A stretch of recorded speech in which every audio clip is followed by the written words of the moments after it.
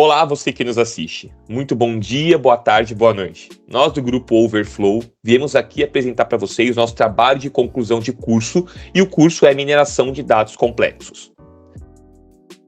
Nosso trabalho tem como objetivo fazer uma análise recentemente de notícias de finanças. Então, como que as notícias impactam o mundo financeiro? Então, o mundo financeiro como um todo. Então, as ações, a especulação, o preço delas, está atrelado ou não às notícias que são publicadas aqui constantemente nos meios de comunicação? Dado esse tema, nós temos aqui o grupo formado por mim, junto com o Bruno, o Felipe, o Jonatas, o Nicolas e o Rafael. Bem, dada essa introdução, vamos para a nossa agenda. Então, quais são os pontos que iremos abordar hoje? Primeiramente, por que esse tema é importante? E quais são os cases de mercado que conseguem estar colocando em prática o que a gente estudou até agora?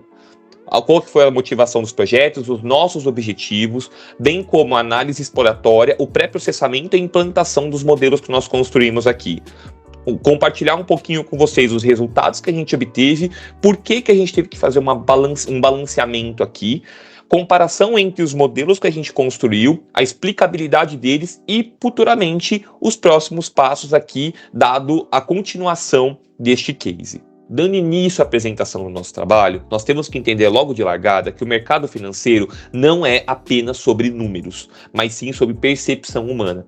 E essa percepção é influenciada diretamente por notícias. E essas notícias resultam num sentimento de mercado que, por sua vez, afeta diretamente os preços e a volatilidade que eles carregam aqui. Dado que o mercado não reage apenas com números, mas com emoções, nós temos que entender também que as notícias influenciam nesses preços, mas não só a notícia por si só, porque uma notícia pode ser boa ou pode ser ruim, dependendo do ramo de atuação que aquela empresa se encontra. Então nós temos que entender também que o contexto daquela notícia, o tipo de atuação, a posição política que aquela notícia se encontra, então todas essas variáveis impactam diretamente na percepção e também no sentimento daquela notícia. Vamos entender um pouquinho como que essas notícias e sentimentos são trabalhados atualmente com grandes players do mercado? JP Morgan, por sua vez, ele usa um modelo que faz uma análise de sentimento para antecipar movimentos de juros de mercado. O que isso gera? Uma melhor precificação de risco e redução de perdas nos momentos de incerteza. A BlackRock também, pela mesma coisa, identificam essas mudanças nos setores das empresas e ajustam os seus portfólios para antecipar oscilações negativas para ganhar performance ali para os seus clientes. A Bloomberg, por outro lado, ela faz essa análise para conseguir reagir mais rápido às mudanças com os traders ali, para evitar impactos negativos ali dos ativos que eles possuem na carteira. E a Fidelity também, por outro lado, ela costuma antecipar perdas para conseguir antecipar as vendas aqui também, dado as análises de sentimento de mercado. Então vejam que esses cases, eles são aplicados de maneira real para análise de sentimentos de mercado e evitam ali perdas financeiras e ganhos ali para os setores. Bem, tendo em vista todo esse contexto, nosso principal objetivo é conseguir construir um modelo que consiga pegar essas notícias, analisá-las e classificá-las como positivo, negativo ou neutro.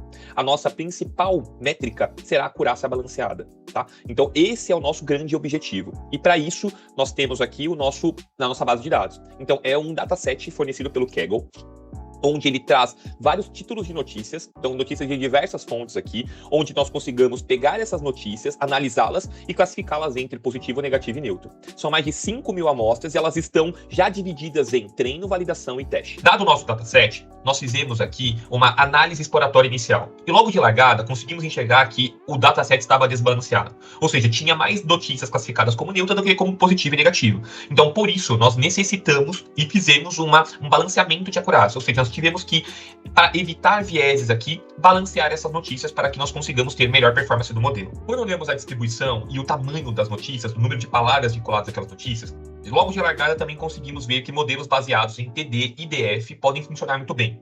Mas também testaremos os modelos LSTMs e os Transformers para capturar aqui as nuances e para conseguir comparar entre si. Após realizar a análise pré-exploratória, demos início ao processamento do texto. Então, normalização e limpeza, classificação das top words e as vetorizações para possibilitar que os modelos consigam estar fazendo a leitura da maneira, a maneira mais otimizada possível. Então, aqui está um comparativo do antes, com algumas palavras que não faziam sentido para a classificação do texto, e depois com as palavras que necessariamente são sensíveis. E para interpretar as nossas respostas do modelo, nós decidimos começar com a regressão logística. Então, qual que é a mensagem aqui que a gente queria passar para esse slide? Que o modelo simples são bons pontos de partida, mas tem muitos limites aqui, a gente queria comentar um pouco deles. Utilizamos a regressão logística como baseline por 2 motivos, basicamente. O primeiro é porque ele é muito simples de ser mexido e ele é bem conhecido.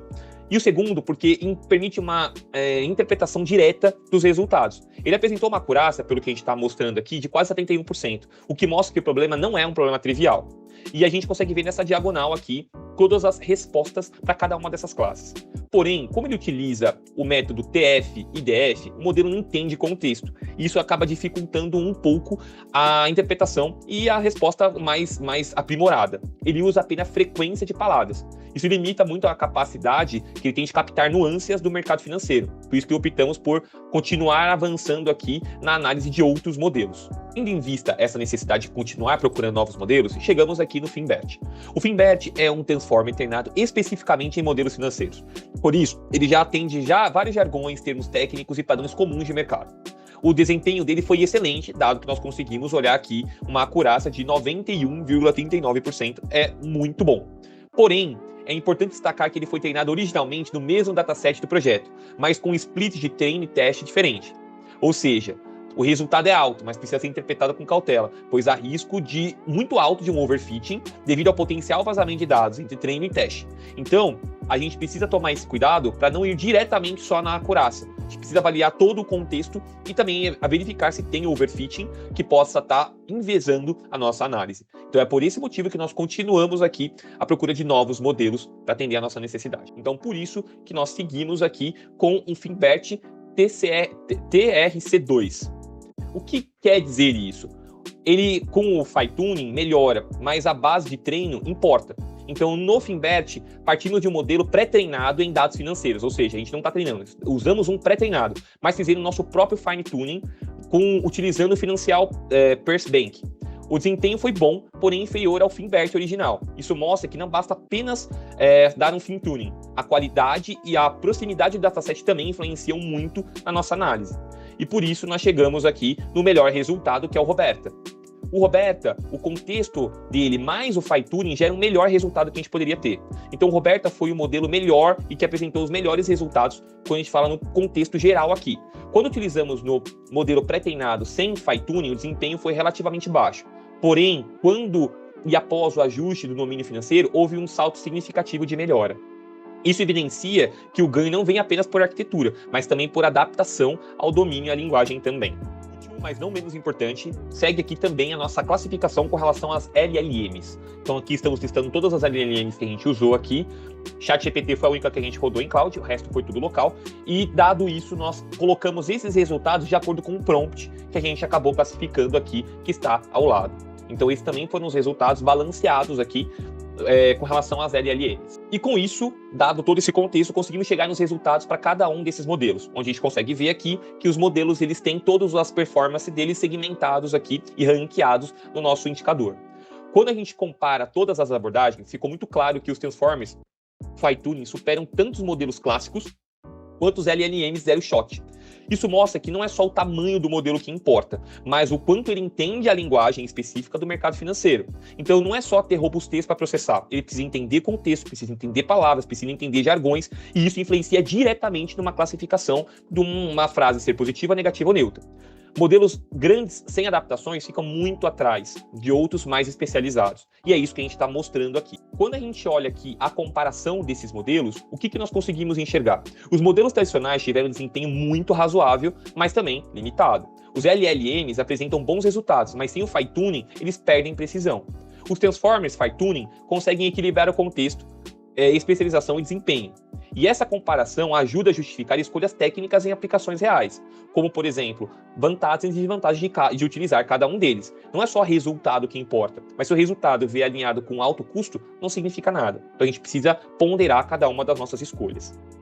Bem, quando a gente olha aqui a explicabilidade do Lime e do Sharp, precisão sem explicação também não é suficiente em nada em finanças. Então, se a gente chegar e o nosso modelo encontrar que aquela palavra em específica ela é importante para o contexto, mas explicar o porquê, não faz sentido nenhum. Então, quando a gente usa o Lime e o Sharp, eles trazem uma explicabilidade do porquê que aqueles dados realmente, aquela palavra, aquele contexto, aquela palavra-chave ali, realmente é importante para a nossa escolha e para a nossa classificação.